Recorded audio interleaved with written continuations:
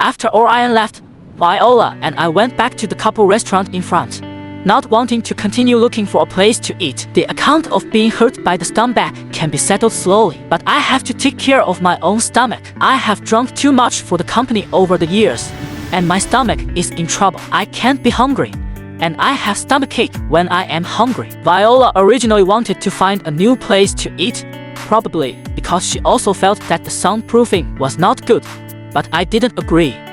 It's unfortunate that this restaurant gives red roses when eating. The waiter who gave the red roses to Viola before and the waiter who gave the red roses to Viola now are the same person. I clearly saw that she was stunned, and her face clearly said, "Can this be done?" I looked at the red rose that Viola took, put a chopstick of food into her mouth, and asked, "Can we still use this thing now?" After a long time, Viola said, "Quillen," I interrupted her, "don't tell me these disgusting things when I'm eating. I'm afraid you will understand whether I have been almost destroyed for bowing to the company for these years." A trace of guilt flashed across Viola's face. The meal took 2 hours, and during those 2 hours my mind was working at high speed, thinking about divorce. I am not seriously ill, and my brain is not broken. If I forgive once, there will be another time. I can break up cleanly while we don't have children yet. The property dispute between us is a company issue. The head office has nothing to do with me. I am a shareholder of the branch. We did not do property notarization when we got the marriage certificate, but the new marriage law will not allow me to take half of Viola's property with a useless marriage certificate. But I didn't expect that when I was thinking about divorce. Viola was thinking that the wedding in 7 days would not be affected. She said, "Quillen, I don't want to divorce you." I was stunned and asked her back, "If we don't divorce, the 3 of us will spend the wedding in 7 days together, and you will hold my left hand and Orion's right hand." I paused and said, "Huh? I really think that because I have a little moral bottom line, I am incompatible with you people who have no moral bottom line." After a long time, I asked, "When did you start again? Before we got the marriage certificate or after we got the marriage certificate?" After a while, Viola said, "We didn't start over." "If we didn't start over, what are you now? Come to add some plants to our lives and get some fresh air." Viola's temper is not very good. After I said this, she was a little angry, but she finally endured it. Then she said, "Quillen, you are angry now. Let's calm down for 2 days and then talk about this matter." "Okay." I agreed. Calm down for 2 days is good. I am really angry now. I am afraid that you will forget about some of my things and misjudge them to Viola.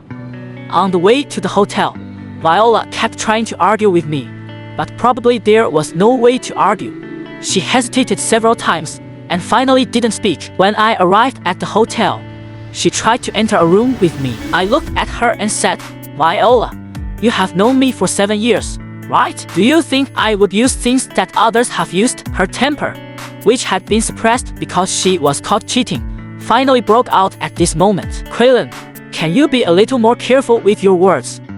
I smiled. I couldn't compare to Orion in this respect. He didn't need to help you do anything. He just smiled at you gently and waved at you. You have no moral bottom line like a dog, and you can violate it for anything. Me! You know, I have said all kinds of sharp words to help the company gain benefits over the years. Viola said, "I'm sorry, Quillen." I slammed the door in front of her. As soon as the door closed, the tears that I had been pretending to be strong for several hours also fell. The 7 years we have spent together flashed through my mind. When we first met, she said, "Quillen, we will definitely become the most compatible partners." When we drank too much together, she said, "Quillen, one day we don't need to drink with others anymore." When we just got together, she said, "Quillen, the most affectionate confession is to accompany us for a lifetime." When we got the marriage certificate, she said, "Quillen, please give me more advice for the rest of my life." Now, she has ruined my 7 years of expectations. I realized it late and felt a suffocating pain in my chest. This pain involved every nerve in my body, as if it was going to peel off my skin and pull out my muscles, draining all my strength.